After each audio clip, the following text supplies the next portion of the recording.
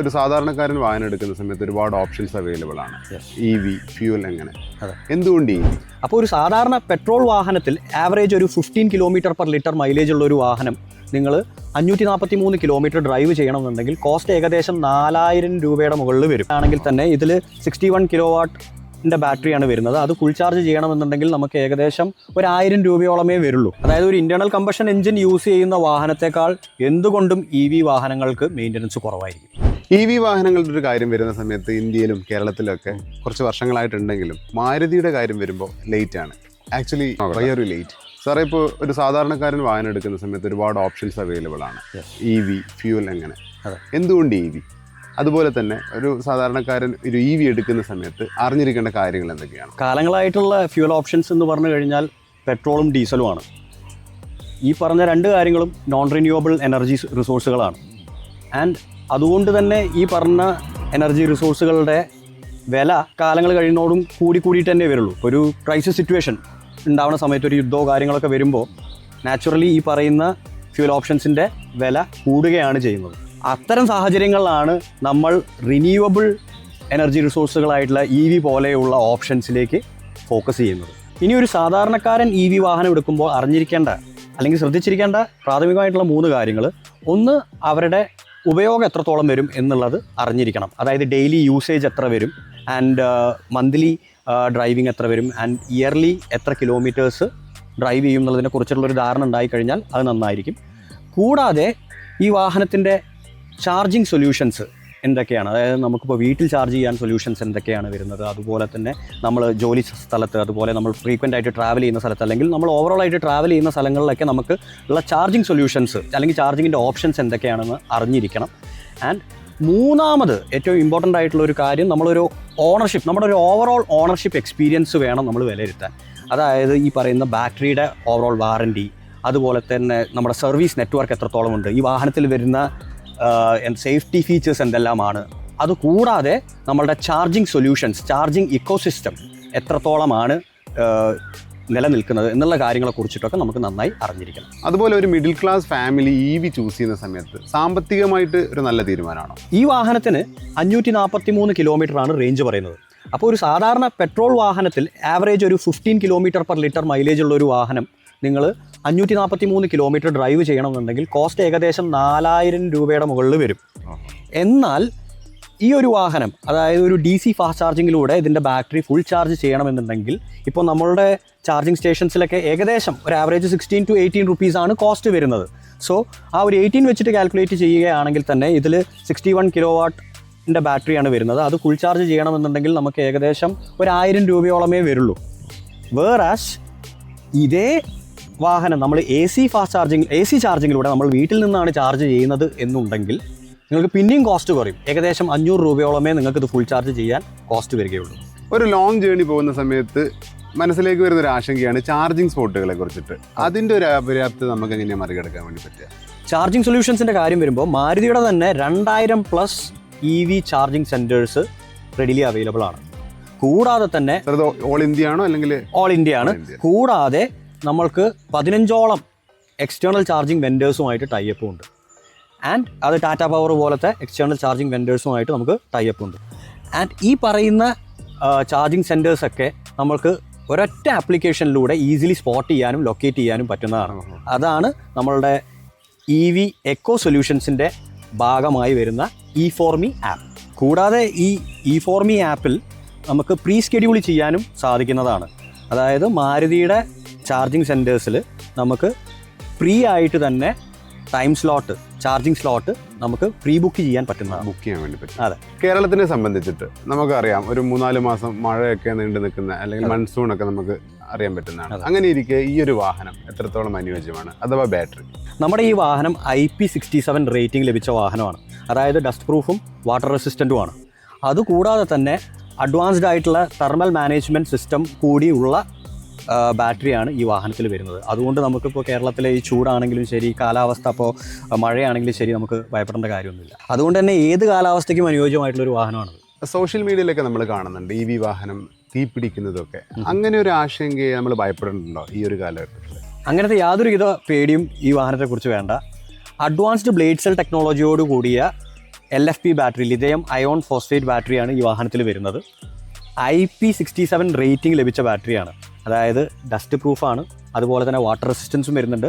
കൂടാതെ advanced battery thermal management system ഉള്ള വാഹനമാണ് ഈ വിറ്റാര. അതുകൊണ്ട് അത്തരത്തിലുള്ള യാതൊരുവിധ ഭയവുമില്ല.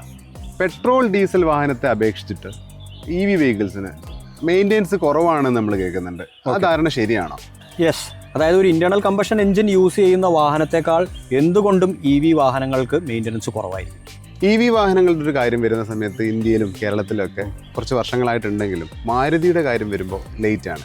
Actually why are you late? Actually late അല്ല, you are waiting for the right time എന്ന് വേണം പറയാൻ. കാരണം മാരുതിയെ സംബന്ധിച്ചിടത്തോളം ഞങ്ങളുടെ ഉപഭോക്താക്കൾക്ക് ഏറ്റവും ബെസ്റ്റ് ആയിട്ടുള്ള ഒരു EV പ്രൊഡക്റ്റ് വേണം കൊടുക്കാൻ എന്നുള്ളത് തന്നെയായിരുന്നു പ്രഥമമായിട്ടുള്ള ഉദ്ദേശം. അപ്പോൾ ഇപ്പോഴത്തെ സാഹചര്യത്തിൽ നമുക്ക് EV ചാർജിങ് എക്കോ സൊല്യൂഷൻസ് അല്ലെങ്കിൽ EV ചാർജിങ് ഇൻഫ്രാസ്ട്രക്ചറൊക്കെ നമ്മളുടെ രാജ്യത്ത് വളരെയധികം ഡെവലപ്ഡ് ആയിട്ടുണ്ട്. അതുകൊണ്ട് തന്നെ ഇത് തന്നെയാണ് റൈറ്റ് ടൈം. ആൻഡ് അതുകൊണ്ട് തന്നെ മാരുതി ഒരു ഫ്ലാഗ്ഷിപ്പ് EV ആയിട്ടാണ് ഈ വിറ്റാരയെ ലോഞ്ച് ചെയ്തിട്ടുള്ളത്. ഏതൊരു സാധാരണക്കാരനും ഒരു കാറ് മേടിക്കണം എന്നുള്ള ഒരു ആഗ്രഹമായിട്ട് മുന്നോട്ട് പോകുമ്പോൾ മനസ്സിലേക്ക് ഓടിയെത്തുന്നതാണ് മാരുതി സുസുക്കി. ഇപ്പോൾ ഇതാ മാരുതി EV പ്രസൻറ്റ് ചെയ്തിരിക്കുന്നത്. എന്തൊക്കെയാണ് ഇതിൻ്റെ ഫീച്ചേഴ്സ്? നമുക്കിപ്പം ഈ വിറ്റാരയിൽ 3 വേരിയൻസ് ആണ് പ്രാഥമികമായിട്ട് വരുന്നത്: ഡെൽറ്റ, സീറ്റ, ആൽഫ. ഇതിൽ ഡെൽറ്റ വേരിയൻറ്റിൽ 49 കിലോവാട്ടിൻ്റെ ബാറ്ററിയാണ് വരുന്നത്. ആൻഡ് സീറ്റ ആൻഡ് ആൽഫയിൽ 61 കിലോവാട്ടിൻ്റെ ബാറ്ററിയാണ് വരുന്നത്. 543 കിലോമീറ്ററോളം റേഞ്ച് ഈ വാഹനം നൽകുന്നുണ്ട്. കൂടാതെ ഈ വാഹനത്തിൻ്റെ ഓവറോൾ ഡിസൈനിങ് നോക്കുകയാണെങ്കിൽ ഒരു bold and muscular SUV designing ആണ് നൽകിയിട്ടുള്ളത്. എയറോഡൈനാമിക്കലി വളരെ സുപ്പീരിയർ ആണ്. അത് ഇതിൻ്റെ പെർഫോമൻസിനെ നല്ല രീതിയിൽ എൻഹാൻസ് ചെയ്യും. പിന്നെ ഒരു ഇൻ്റഗ്രേറ്റഡ് ഡിജിറ്റൽ ഡിസ്പ്ലേ ആണ് ഉള്ളിൽ വരുന്നത്. കൂടാതെ ഇൻറ്റീരിയേഴ്സ് ഒരു പ്രീമിയം സൊഫിസ്റ്റിക്കേറ്റഡ് ഇൻറ്റീരിയർ ആണ് വാഹനത്തിൻ്റെ അകത്ത് ഡിസൈൻ ചെയ്തിട്ടുള്ളത്. ഓവറോൾ ഇത് ഈ വാഹനത്തിൻ്റെ ഡിസൈൻ എലമെൻറ്റ്സിനെ നല്ല രീതിയിൽ എൻഹാൻസ് ചെയ്തിട്ടാണ് മാരുതി വാഹനം ലോഞ്ച് ചെയ്തിട്ടുള്ളത്. പിന്നെ കസ്റ്റമേഴ്സിന് കംഫേർട്ട് നൽകുന്ന ഫീച്ചേഴ്സ് ആയിട്ടുള്ള 10-way power adjustable driver seat വരുന്നുണ്ട്. കൂടാതെ ഫ്രണ്ട് വെന്റിലേറ്റഡ് സീറ്റ്സ് വരുന്നുണ്ട്. പിന്നെ റിയർ സീറ്റ്സ് റിക്ലൈനിങ്ങും സ്ലൈഡും വരുന്നുണ്ട്. 40-20-40 സ്പ്ലിറ്റ് കോൺഫിഗറേഷനിലാണ് റിയർ സീറ്റ് വരുന്നത്. സേഫ്റ്റിയിലേക്ക് കടക്കുമ്പോൾ എന്തൊക്കെയാണ് സേഫ്റ്റി ഫീച്ചേഴ്സ്? സേഫ്റ്റിയിലോട്ട് വരുമ്പോൾ 5 സ്റ്റാർ സേഫ്റ്റി റേറ്റിംഗ് ലഭിച്ച വാഹനമാണ് ഈ വിറ്റാര. ഈ വാഹനത്തിൽ 7 എയർ ബാഗ് സ്റ്റാൻഡേർഡ് ആയിട്ട് വരുന്നുണ്ട്. 7 എണ്ണം വരുന്നുണ്ട്. യെസ്, സാധാരണ വണ്ടികളിൽ 6 എണ്ണം വരെ നോർമലായിട്ട് കാണാറുണ്ട്. 7 എണ്ണം ഉണ്ട്. യെസ്, 7 എണ്ണം വരുന്നുണ്ട്. അതിന്റെ ആവശ്യകത അത് ഞാൻ പറഞ്ഞുതരാം. അതിൽ ആദ്യം ഫ്രണ്ടിൽ 2 ഡുവൽ ഫ്രണ്ട് എയർ ബാഗ്, പിന്നെ 2 seat air bag, 2 curtain air bag. ഇതാണ് സാധാരണ വരുന്ന 6 എയർ ബാഗ്. കൂടാതെ ഡ്രൈവർ നീ പ്രൊട്ടക്ഷൻ ആയിട്ട് ഒരു നീ എയർ ബാഗും കൂടി, മുട്ടിന് പ്രൊട്ടക്ഷൻ നൽകുന്ന രീതിയിൽ ഒരു നീ എയർ ബാഗും ഈ വാഹനത്തിൽ സ്റ്റാൻഡേർഡായി വരുന്നുണ്ട്. കൂടാതെ 10+ ഫീച്ചേഴ്സോട് കൂടിയ അഡാസ് ലെവൽ 2 ഫംഗ്ഷനും ഈ വാഹനത്തിൽ അവൈലബിൾ ആണ്. അപ്പോൾ എന്താണ് അതിൻ്റെ പ്രത്യേകത? ഈ അഡാസ് ലെവൽ 2 എന്ന് പറഞ്ഞു കഴിഞ്ഞാൽ അഡ്വാൻസ് ഡ്രൈവർ അസിസ്റ്റൻറ്റ് സിസ്റ്റം എന്നാണ്. അതിലെ ലെവൽ 2 ആണ് ഈ വാഹനത്തിൽ വരുന്നത്. 10ഓളം ഫങ്ഷൻസ് ആണ് വരുന്നത്. അതിൽ ആദ്യം എടുത്ത് പറയേണ്ടത് ഫോർവേഡ് കൊളീഷൻ വാണിംഗ് ആണ്. നമ്മൾ ഒരു വാഹനത്തിൻ്റെ പിന്നിൽ പോകുന്ന സമയത്ത് ആ വാഹനവുമായിട്ടുള്ള ഡിസ്റ്റൻസ് കുറയുമ്പോൾ ഈ വാഹനത്തിൻ്റെ ഇൻ്റഗ്രേറ്റഡ് ഡിജിറ്റൽ ഡിസ്പ്ലേയിൽ വാണിംഗ് കാണിക്കും. ഇതുവഴി ഡ്രൈവർക്ക് വാഹനത്തിൻ്റെ സ്പീഡ് കുറയ്ക്കാൻ അതെ അവയർനെസ് നൽകും. അതിൻ്റെ കണ്ടിന്യൂഷൻ ആയിട്ട് വരുന്ന അടുത്തൊരു ഫംഗ്ഷനാണ് AEB, ഓട്ടോമാറ്റിക് എമർജൻസി ബ്രേക്കിംഗ്. അതായത് ഓട്ടോമാറ്റിക് എമർജൻസി ബ്രേക്കിംഗ് എന്ന് പറയുമ്പോൾ നമ്മുടെ മുന്നിലുള്ള വാഹനത്തിനോട് വളരെയധികം ക്ലോസ് റേഞ്ചിൽ എത്തിക്കഴിഞ്ഞാൽ ഈ വാഹനം ഓട്ടോമാറ്റിക്കലി എമർജൻസി ബ്രേക്കിംഗ് ചെയ്യും. ഓക്കെ. ആൻഡ് ഇത് കഴിഞ്ഞാൽ പിന്നെ ഈ വാഹനത്തിൽ വരുന്നതാണ് adaptive cruise control with curve speed reduction. അതായത് നമ്മൾക്ക് സാധാരണ വാഹനങ്ങളിൽ നമുക്ക് ക്രൂസ് കൺട്രോൾ ഉള്ള വാഹനങ്ങളൊക്കെ ഇപ്പോൾ വളരെയധികം അവൈലബിൾ ആണ്. അപ്പോൾ അതിൽ നിന്നും ഉപരിയായി ഈ വാഹനത്തിൽ വരുന്നത് എന്താണെന്ന് പറഞ്ഞു കഴിഞ്ഞാൽ നമ്മളൊരു ഡിസ്റ്റൻസ് സെറ്റ് ചെയ്ത് കഴിഞ്ഞാൽ ആൻഡ് ഓൾസോ ഒരു സ്പീഡ് ലിമിറ്റ് സെറ്റ് ചെയ്ത് കഴിഞ്ഞാൽ നമ്മുടെ മുന്നിലുള്ള വാഹനത്തിൻ്റെ സ്പീഡ് കുറയുകയാണെങ്കിൽ അതിനനുസരിതമായ രീതിയിൽ നമ്മളുടെ ഈ വാഹനത്തിൻ്റെ സ്പീഡും കുറയുന്നതായിരിക്കും. ഓക്കെ. ആൻഡ് അതുപോലെ തന്നെ വളവുകളൊക്കെ എത്തുന്ന സമയത്ത് ഓട്ടോമാറ്റിക്കലി ഈ വാഹനത്തിൻ്റെ സ്പീഡ് റെഡ്യൂസ് ചെയ്യുകയും ആൻഡ് സ്ട്രെയിറ്റ് റോഡ് എത്തുമ്പോൾ തിരിച്ച് സെറ്റ് ചെയ്ത ക്രൂസ് സ്പീഡിലേക്ക് തിരിച്ച് റീഗെയിൻ ചെയ്ത് തിരിച്ചെത്തുകയും ചെയ്യുന്നതാണ്. പിന്നെ വരുന്നതാണ് ലെയിൻ കീപ്പ് അസിസ്റ്റ്.